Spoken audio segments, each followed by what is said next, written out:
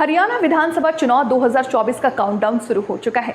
राज्य में मुख्य मुकाबला बीजेपी और कांग्रेस के बीच है, लेकिन इस बार चुनाव में छोटी पार्टियों की भूमिका काफी अहम हो सकती है। खासकर आम आदमी पार्टी की एंट्री से राजनीतिक समीकरण बदल सकता है।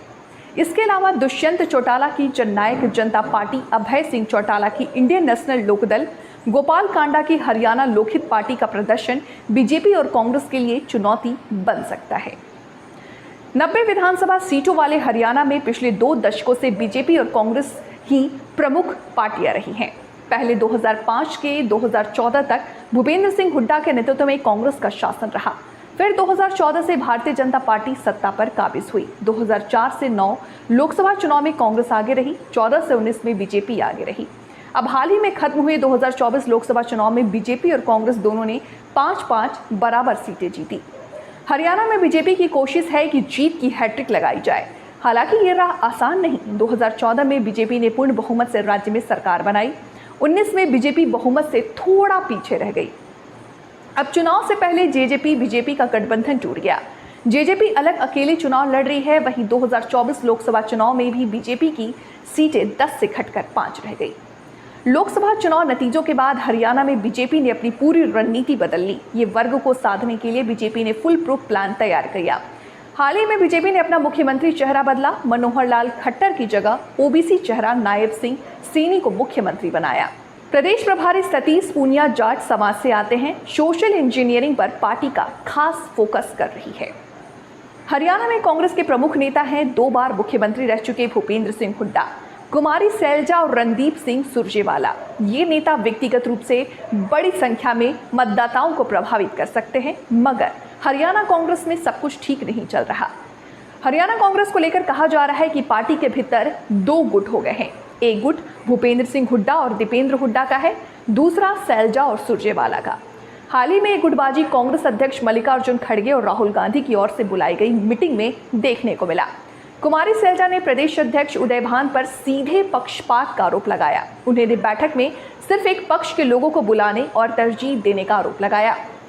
महासचिव कैसे वेणुगोपाल मामला शांत करना पड़ा। कांग्रेस के दिग्गज नेता हरियाणा मांगे हिसाब नाम से पदयात्रा निकाल रहे हैं। जुलाई में भूपेंद्र सिंह हुड्डा की पदयात्रा में कुमारी सैलजा शामिल नहीं हुई थी।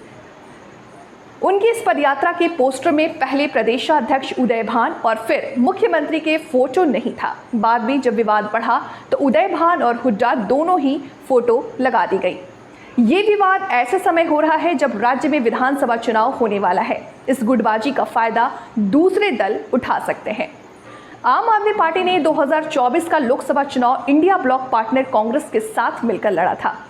हरियाणा में कांग्रेस को 9 में से 5 लोकसभा सीटों पर जीत मिली। वहीं आम आदमी पार्टी कुरुक्षेत्र सीट से चुनावी मैदान पर उतरी, लेकिन सीट नहीं पा सकी। हालांकि दोनों उम्मीदवारों को 5 लाख से ज्यादा वोट मिले। इस बार हरियाणा विधानसभा चुनाव में भी आम आदमी पार्टी अपनी किस्मत आजमा रही है, लेकिन खास बात यह है कि उसने इंडिया ब्लॉक से किनारा कर लिया और राज्य की सभी 90 सीटों पर अकेले चुनाव लड़ने का ऐलान कर दिया।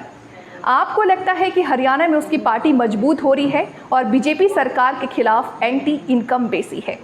हालांकि आंकड़े आपके पक्ष में नहीं दिख रहे। 2019 विधानसभा चुनाव में 46 सीटों पर अपने उम्मीदवार उतारे थे। हरियाणा के कुछ जिले गुरुग्राम, फरीदाबाद, रोहतक, हिसार में आम आदमी पार्टी का मजबूत आधार बनता दिख रहा। यहाँ शहरी इलाकों में पार्टी अपनी मजबूत पकड़ बनाने की कोशिश कर रही है। जमीनी स्तर पर आम आदमी पार्टी स्थानीय मुद्दों को उठाकर कार्यकर्ताओं और मतदाताओं को आकर्षित करने की कोशिश कर रही। अभी पंचायत और जिला परिषद चुनाव में पार्टी ने इन जगहों पर अच्छा प्रदर्शन किया था। ऐसे में अकेले आम आदमी पार्टी के विधानसभा चुनाव लड़ने से सबसे बड़ा नुकसान कांग्रेस को उठाना पड़ सकता है। कांग्रेस और आम आदमी पार्टी दोनों ही बीजेपी के खिलाफ सुशासन, भ्रष्टाचार, बेरोजगारी, किसानों के मुद्दे उठा रहे हैं। जननायक जनता पार्टी के नेता दुष्यंत चौटाला जाट समुदाय का एक प्रमुख चेहरा है। पिछले विधानसभा से पहले ही दुष्यंत चौटाला ने अपनी पारिवारिक पार्टी इंडियन नेशनल लोकदल से बाहर आकर खुद की पार्टी जेजेपी खड़ी की थी। जेजेपी अपने पहले ही 2019 विधानसभा चुनाव में 10 सीटें जीतकर किंग मेकर के रूप में उभरी थी और भाजपा के साथ मिलकर सरकार बनाई। दुष्यंत चौटाला को उप मुख्यमंत्री बनने का मौका मिला। उनका ये फैसला उनके कुछ समर्थकों को पसंद नहीं आया, क्योंकि अपनी पार्टी के प्रचार के दौरान वो बीजेपी की जमकर आलोचना करते आए थे।